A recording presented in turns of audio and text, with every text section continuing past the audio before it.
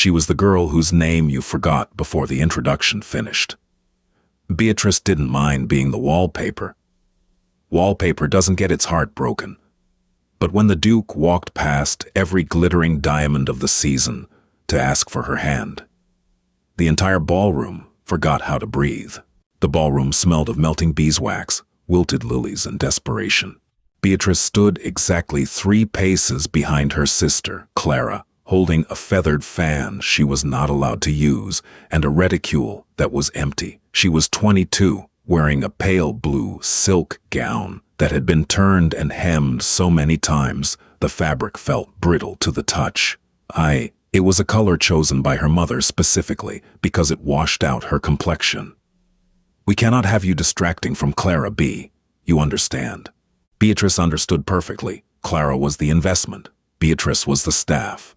A sharp trill of laughter brought Beatrice's attention back to the present. Clara was holding court, surrounded by a gaggle of younger sons and balding viscounts. Her blonde hair caught the candlelight precisely as it was meant to. Clara possessed the kind of beauty that demanded a room's surrender. It was sharp, aggressive, and flawless. Beatrice watched her sister tilt her neck, exposing a length of white throat, and felt a dull ache in her lower back. It was her 4th season. She had long ago stopped hoping someone would ask her to dance. Now she only hoped her shoes wouldn't blister before the carriage ride home. "Did you hear?" Mrs. Harrington whispered loudly to Beatrice's mother, Lady Hemsley, completely ignoring Beatrice's presence just inches away. "Westmoreland is here."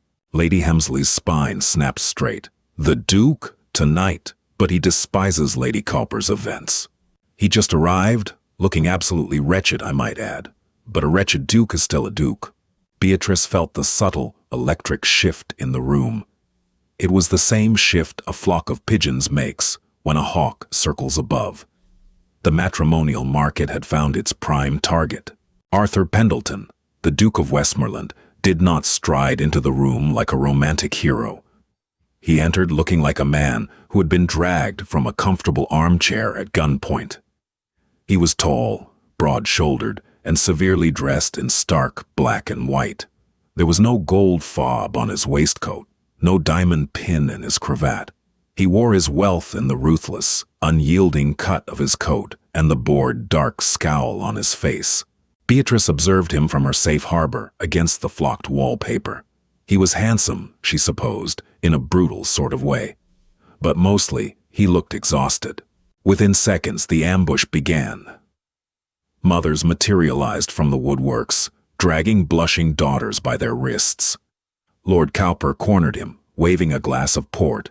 The Duke's jaw clenched. He nodded tightly. He offered terse, one-word replies. Beatrice watched a muscle tick furiously in the Duke's cheek. She knew that tick. It was the physical manifestation of wanting to scream. She felt it herself every Tuesday when her mother made her read aloud from dreary conduct books. When Clara spotted the Duke, she didn't rush forward like the amateurs. She simply positioned herself by the doorway to the supper room, laughing loudly at a terrible joke made by a baron, ensuring the sound carried over the string quartet. The Duke's eyes flicked toward the noise. He looked at Clara.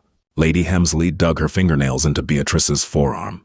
He saw her. He's looking at her. "Stand up straight, Beatrice, for God's sake. You look like a wilted cabbage." Beatrice straightened. The Duke's gaze slid right past Clara, right past the glowing blonde hair and the perfect posture, and hit the wall where Beatrice stood. For a fraction of a second, his dark eyes locked onto hers. He didn't smile. He didn't blink. He just stared. Then, he turned on his heel and walked out the open French doors onto the terrace, vanishing into the night. "Well," Clara muttered, her smile dropping into a vicious thin line. "Rude." An hour later, the heat in the room became unbearable. Beatrice's corset stays were biting into her ribs. Lady Hemsley was deeply engaged in a character assassination of a rival debutante, and Clara was dancing a cotillion. Nobody was watching the wallpaper. Beatrice slipped out the side door into the dimly lit corridor. She needed air, just a breath. She found the library. The door was ajar, the room heavy with the scent of old paper, dust, and brandy. The only light came from the fireplace.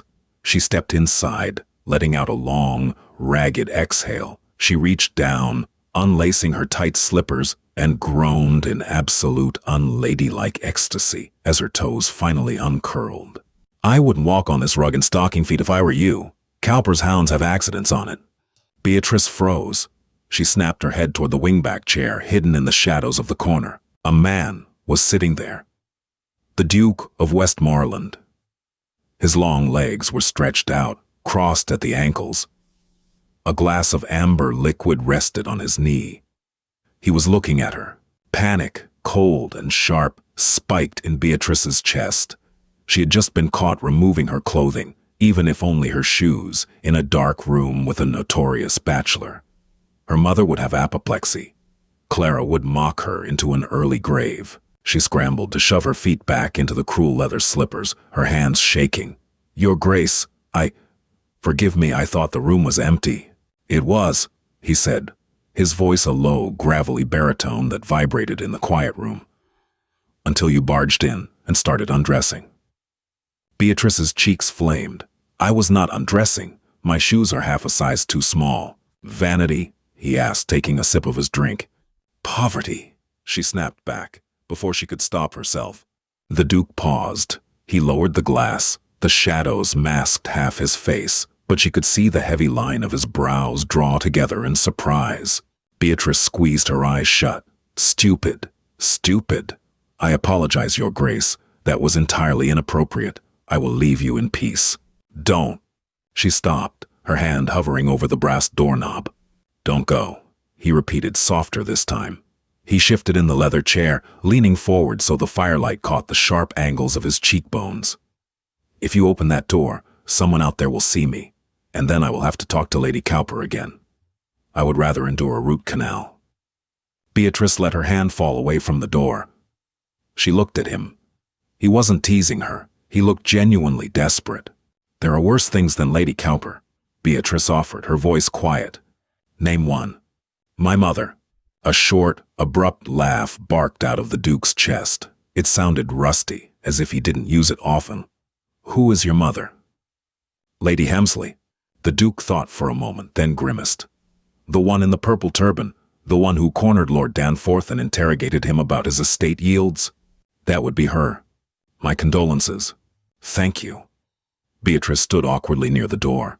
The silence stretched between them, thick but strangely devoid of tension. It wasn't the agonizing silence of a bad dance. It was just quiet. "You can take the shoes off," the Duke said suddenly, gesturing with his glass to a small settee near the fire. "Oh, just keep your feet off the Persian rug. I wasn't joking about the hounds." Beatrice hesitated. She knew the rules. She knew what this looked like. But her feet throbbed with a vengeance, and the Duke of Westmoreland was looking at her, not as a woman to conquer or a pawn to move, but simply as a tired human being. She walked over to the settee, sat down, and kicked the shoes off. The relief was instantaneous. She let out a small sigh and leaned back against the cushions. The Duke watched her in silence. He didn't ask her name. She didn't offer it. For 20 minutes they sat in the quiet library, listening to the muffled strains of the orchestra through the thick mahogany doors, two refugees hiding from the absurdity of the world outside. When the clock on the mantel chimed midnight, Beatrice knew she had to go back before her absence was noticed. She slipped her painful shoes back on and stood up. "Thank you, Your Grace," she said softly, smoothing her faded skirt. "For the sanctuary." "Any time, Miss Hemsley." "Penhaligon," she corrected gently. "Beatrice Penhaligon. Good night." She opened the door and stepped back into the suffocating noise of the ballroom. She didn't look back. She knew better than to think a 20-minute silence meant anything to a man who owned half of Yorkshire. But as she took her place behind Clara, carrying her sister's discarded fan, Beatrice felt a strange, quiet warmth in her chest. She wasn't entirely invisible, not tonight. Breakfast at the Hemsley townhouse was an exercise in competitive delusion. "He was captivated," Lady Hemsley declared, spreading a thin layer of marmalade onto her dry toast. "Absolutely captivated. Did you see the way he looked toward the supper room, Clara? I did, Mama, Clara smiled, sipping her tea. She looked radiant even at 9 in the morning, her hair pulled back into a simple ribbon. He seemed rather intense. Dukes are intense, my dear. It is the burden of their immense wealth.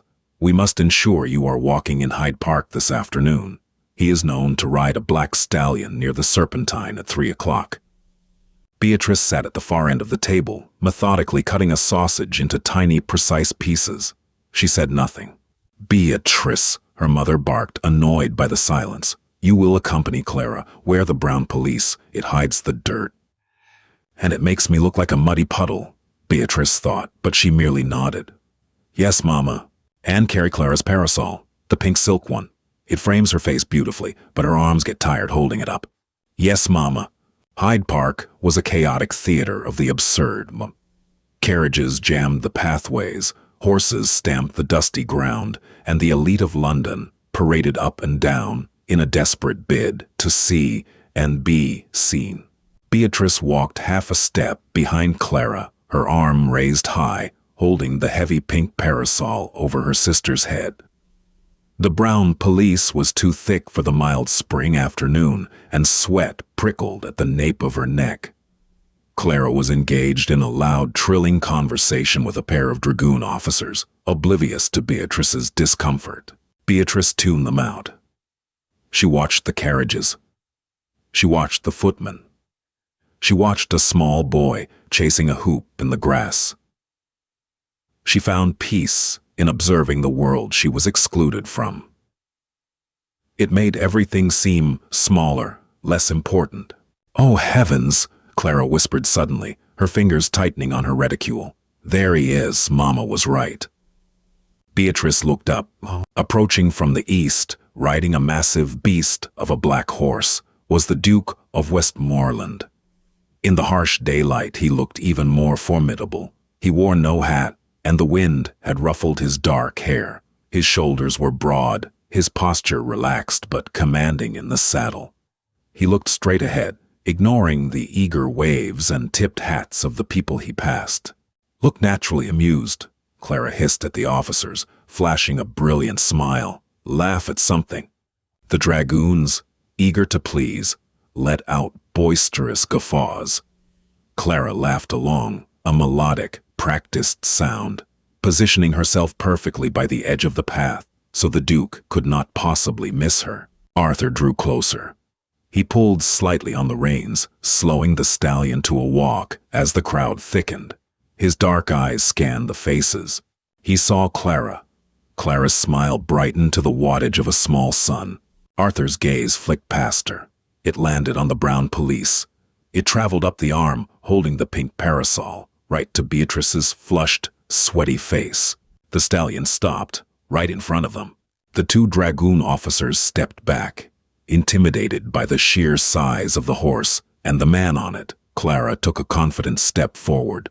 Your Grace, Clara purred, sinking into a flawless curtsy. What a delightful afternoon for a ride. Arthur did not look at Clara. He rested his hands on the pommel of his saddle and looked directly over Clara's head at Beatrice. Miss Penhaligon, he said, his voice cut through the park's noise like a heavy blade. Clara froze halfway out of her curtsy. Her head snapped back up, her eyes wide with shock, looking from the Duke to her plain, brown-clad sister. Beatrice felt her stomach drop to her boots. This was a mistake. He was humiliating her, or he was playing some cruel, aristocratic game. She lowered the parasol slightly, clutching the ivory handle until her knuckles turned white. Your Grace, Beatrice said, keeping her voice carefully neutral. You look warm, Arthur observed, his tone conversational, as if they were the only two people in the park. Why are you wearing wool in May? Clara made a choked, strangled sound. The dragoons stared openly. Beatrice felt a hot flush creep up her neck. It is practical, Your Grace. It hides the dirt. The corner of Arthur's mouth twitched. It wasn't quite a smile, but it was close. And the umbrella? I burn easily. You are standing in the shade of a large oak tree. Beatrice looked up. She was indeed standing directly beneath a massive, leafy branch. She lowered the parasol completely, shutting it with a soft snap. I appreciate your concern for my complexion, Your Grace. It is very touching. The sarcasm slipped out before she could stop it. A defense mechanism. She braced herself for his anger. Dukes were not used to being mocked by spinsters in brown wool. Instead, Arthur actually smiled. It transformed his face completely, erasing the brutal exhaustion and revealing something dangerously charming. Your sister, Arthur said, finally acknowledging Clara with a brief, dismissive glance, seems to have lost her voice. A tragic affliction on such a beautiful day. Clara's face went scarlet. She opened her mouth, but no sound came out. I am sure she will recover, Beatrice said dryly. She has a very resilient constitution. Arthur chuckled, a real deep sound that startled his horse into tossing its head. He patted the beast's thick neck to calm him. Tell me, Miss Penhaligon, do you ride? Only when chased, Your Grace. Arthur stared at her for a long moment. The amusement in his eyes settled into something sharper, something piercing. He saw her, not the brown dress, not the wallflower. He saw the woman beneath the armor. A pity, Arthur murmured. I have a terrible time finding riding companions who don't talk my ears off about the weather. Good day, Miss Penhaligon. He tipped his head slightly, ignored Clara entirely, clicked his tongue, and urged the stallion forward, disappearing into the crowd. Silence descended upon their small group. The dragoon officers suddenly found their boots incredibly fascinating. Clara whipped around to face Beatrice. Her beautiful features were twisted into a mask of pure, ugly fury. What was that? She hissed, her voice trembling. How do you know him? I don't, Beatrice said honestly, her heart pounding a frantic rhythm against her ribs. Liar, Clara spat. She snatched the pink parasol from Beatrice's hand. You did something, you scheming little mouse. Wait until Mama hears about this. Beatrice watched Clara storm away, leaving her standing alone in the dust. For the first time in her life, she didn't feel afraid of her mother's wrath. She felt alive. The rumors spread with the vicious speed of a cholera outbreak. By Tuesday, society whispered that the Duke of Westmoreland had spoken to the ugly Penhaligon's sister. By Thursday, the story had morphed. The Duke had rescued her from a runaway carriage. By Saturday, Lady Cowper's salon was buzzing with the absurd theory that the Duke was using Beatrice to make Clara jealous. Lady Hemsley firmly believed the latter. It is a classic tactic, Lady Hemsley declared, pinning a horrific arrangement of fake fruit into Clara's hair. Men of his station do not simply pursue what they want.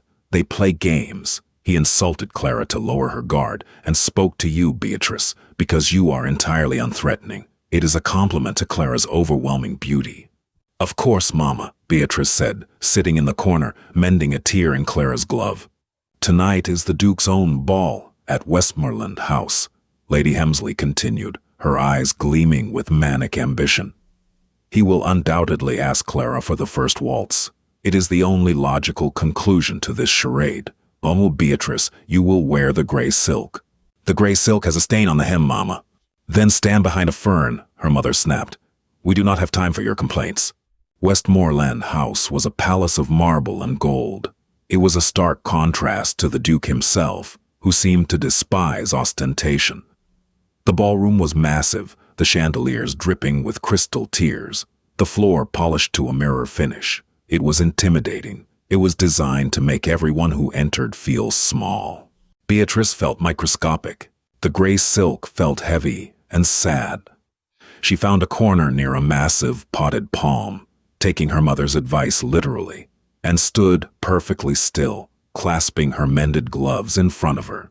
Clara, however, was glowing. She wore a gown of spun gold, her hair arranged in a complex weave of braids and pearls. She stood near the center of the room, flanked by her mother, laughing, glowing, waiting. The string quartet tuned their instruments. A hush fell over the crowd. Arthur appeared at the top of the grand staircase. He wore evening blacks, stark and unforgiving, a severe contrast to the peacock-bright coats of the other men. He looked out over the sea of faces with an expression of profound boredom. He descended the stairs slowly. The crowd parted for him instinctively. The orchestra struck the first chord of a waltz, the opening dance, the most important moment of the evening. Arthur walked toward the center of the room. Clara's breath hitched. She subtly adjusted her posture, offering her best, most winning smile. Lady Hemsley clutched her fan so tightly, the ivory ribs bowed. Arthur stepped into the clearing. He passed Lord Danforth. He passed Lady Cowper. He stopped directly in front of Clara. Clara's smile became triumphant. She gracefully extended a hand, preparing to accept the invitation. Arthur didn't even look at her. He didn't break stride. He stepped around Clara as if she were a piece of misplaced furniture. The collective gasp from the surrounding tone was audible over the music. Clara's extended hand hung in the air, frozen, her face draining of color. Arthur kept walking. He bypassed the center of the room. He bypassed the glittering debutantes. He walked directly toward the shadows, toward the potted palm. Beatrice watched him come, her heart hammering wildly against her sternum. No, she thought. Please, no, don't do this. She could feel the eyes of 500 people swiveling toward her. The weight of their collective shock was crushing. Arthur stopped 2 feet in front of her.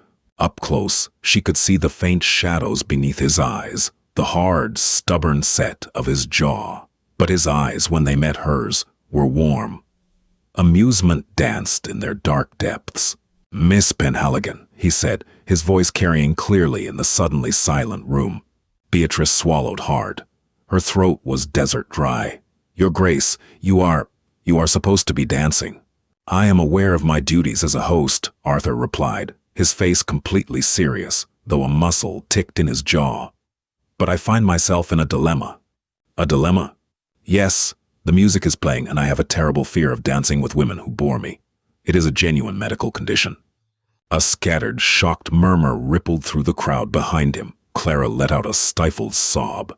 Beatrice felt a hysterical urge to laugh. He was insane. He was actively destroying her sister's reputation and elevating her to the center of a scandal. She should turn him down. She should run from the room. But then she looked at his outstretched hand. A large, masculine hand in a pristine white glove. He wasn't playing a game. He wasn't trying to make Clara jealous. He was asking her. "Beatrice." The invisible woman. "I am not a very good dancer," Beatrice whispered, a final, desperate plea for him to reconsider. "Excellent," Arthur said, stepping closer. "Then we can just walk in circles and insult the guests. Will you do me the honor?" Beatrice looked past his broad shoulder. She saw her mother's face, pale and horrified. She saw Clara trembling with rage and humiliation. She saw a lifetime of brown wool dresses, empty reticules, and silent corners. Then she looked back at Arthur. Beatrice took a slow, deep breath, raised her arm, and placed her small, gloved hand into his. "I would be delighted, Your Grace." When his fingers closed around hers, strong and warm, a shock wave of electricity shot up her arm. Arthur pulled her gently from the shadows and led her onto the floor. The orchestra, realizing what was happening, fumbled briefly before picking up the tempo of the waltz. Arthur placed a hand on her waist. It was a firm, solid weight. He didn't hold her gingerly, as if she were made of glass. He held her as if she anchored him to the earth. They stepped into the turn. Beatrice tripped on her first step, her toe catching the hem of her gray dress. Arthur's grip tightened, catching her effortlessly. He didn't miss a beat. "Careful," he murmured, his face inches from hers. "If we fall, Lady Cowper will write a ballad about it." "You did this on purpose," Beatrice breathed, her face flushed as they spun past a row of gaping dowagers. "Did what?" "Caused a scandal. You bypassed my sister. You bypassed everyone." "I asked a woman I find interesting to dance," Arthur said calmly, guiding her smoothly around the floor. "If society finds that scandalous, it speaks to their lack of imagination, not my manners. My mother will likely lock me in the cellar when we get home." Arthur's eyes darkened, the humor vanishing instantly. "She will do no such thing if she tries. I will buy your house and evict her." Beatrice stared at him. He was entirely serious. As they turned, Beatrice caught a glimpse of herself in one of the massive floor-to-ceiling mirrors. She saw a plain girl in a gray dress, but she also saw the towering, dark-haired Duke looking down at her as if she were the only person in the room. She wasn't wallpaper anymore. She was the center of the room, and as Arthur pulled her just a fraction of an inch closer, Beatrice realized with a jolt of terrifying clarity that she never wanted to hide in the shadows again. The carriage ride back to the Hemsley townhouse was suffocating. The silence was thick, heavy, and dangerous, like the air right before a thunderstorm. Beatrice stared out the window at the gas lamps blurring past in the London fog. She could feel the heat radiating from her mother's fury on the opposite seat.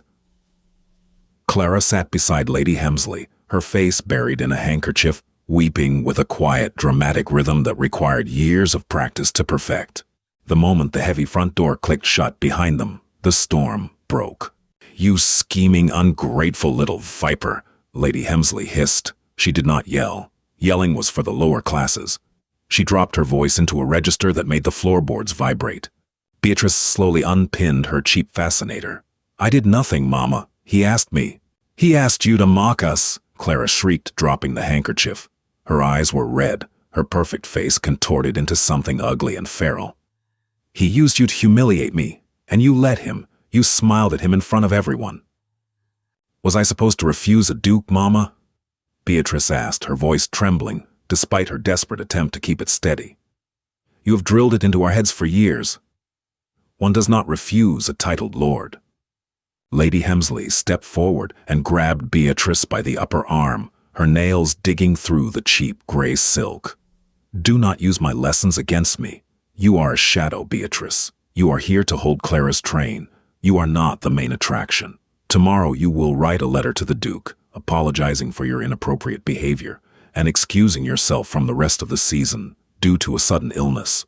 Beatrice stared at her mother. A sudden, terrifying coldness settled in her chest.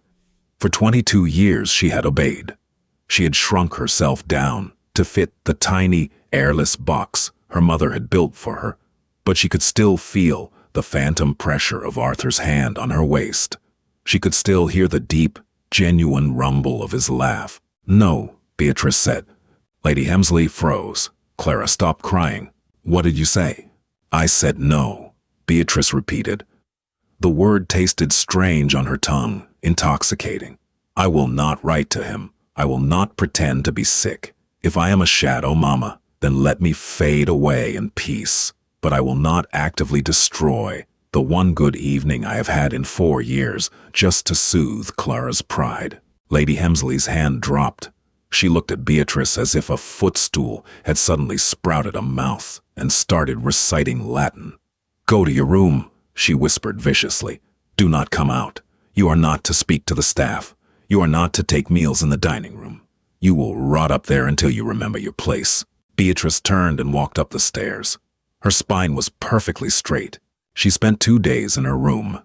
The isolation wasn't entirely a punishment. It was quiet. She read old books. She stared out the window at the rain. She tried to convince herself that the waltz had been a fever dream, a bizarre anomaly in the grand, boring mathematical equation of her life. He was a duke. She was Beatrice. The universe would right itself soon enough. On the third morning, a sharp rap in the heavy mahogany front door echoed through the house. Beatrice cracked her bedroom door open, listening. Downstairs, the butler's voice murmured. Then a heavy, measured tread of boots. In the foyer, a man's voice, low, gravelly, impatient. "I am here for Miss Penhaligon." Lady Hemsley's voice fluttered, high-pitched and breathless with sudden, desperate hope. "Your Grace, what an unexpected honor. Please step into the drawing room. I will have Clara brought down immediately." "You misunderstand, Lady Hemsley." Arthur's voice cut through the foyer like a scythe through dry wheat. "I did not ask for Clara. I asked for Beatrice. Fetch her." Upstairs, Beatrice clamped a hand over her mouth. A long, agonizing pause stretched below.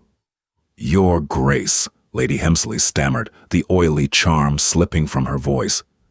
"Beatrice she is indisposed, a terrible head cold, quite contagious." "Excellent. I have a robust immune system." "She is entirely unfit for visitors." "Lady Hemsley," Arthur said, his tone dropping to a dangerous quiet register. "I am not a man who enjoys repeating himself. If you do not send someone up those stairs to retrieve her within the next 10 seconds, I will go up there and fetch her myself. And if I find she is locked in, I will remove the door from its hinges. Do we understand each other?" Beatrice didn't wait for her mother's reply. She threw open her door and practically ran down the stairs. She stopped on the landing. Arthur stood in the center of the foyer. He was dressed in a dark green riding coat and pristine leather boots. He looked massive in the cramped, overly decorated entryway. Lady Hemsley stood near the drawing room door, looking as though she had been struck by a carriage. Arthur looked up. The severe lines of his face softened the moment he saw her. "Miss Penhaligon," he said. He did not look at her faded cotton morning gown. He did not care that her hair was haphazardly pinned. "Your Grace," Beatrice breathed, gripping the banister. "You do not look sick." "A miraculous recovery," she managed to say. Arthur held out a small, brown paper parcel. "I brought you something, for your convalescence."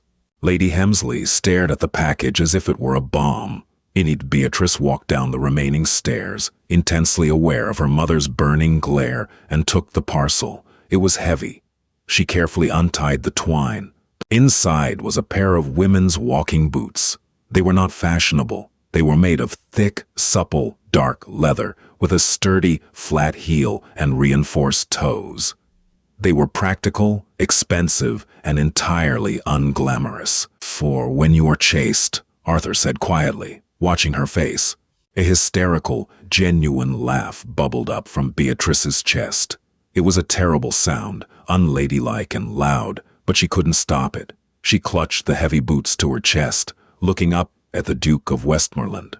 "Get your police," Arthur said, a faint smile playing on his lips. "The brown one. We are going for a walk." The botanical gardens were mostly empty, the damp gravel crunching under their feet. The air smelled of wet earth and crushed eucalyptus. Beatrice wore the new boots. They fit perfectly.